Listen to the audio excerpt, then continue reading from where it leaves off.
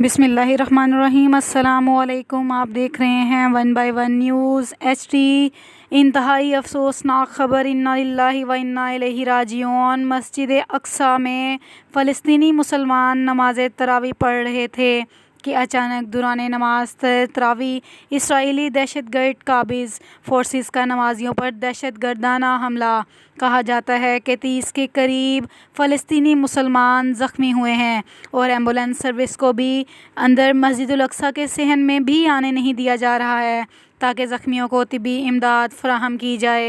Update कर रहे हैं आपको, फ़लस्तीनी में मस्जिदुल अक्सा में मुसलमान नमाज तरावी पढ़ रहे थे कि अचानक दौरान नमाज तरावी मुसलमानों पर हमला कर दिया गया। फोर्सेस का नमाजियों पर दहशतगर्दाना हमला।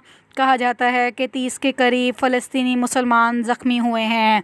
ज़ख्मियों को तिब्बी इमदाद फ़राहम भी करने नहीं दी जा रही। एम्बुलेंस सर्विस को भी अंदर मस्जिदुल अक्सा के सहन में आने नहीं दिया जा रहा। मज़ीद ख़बरों के लिए देखते रहिएगा हमारा चैनल 1 बाय 1 न्यूज़ HD।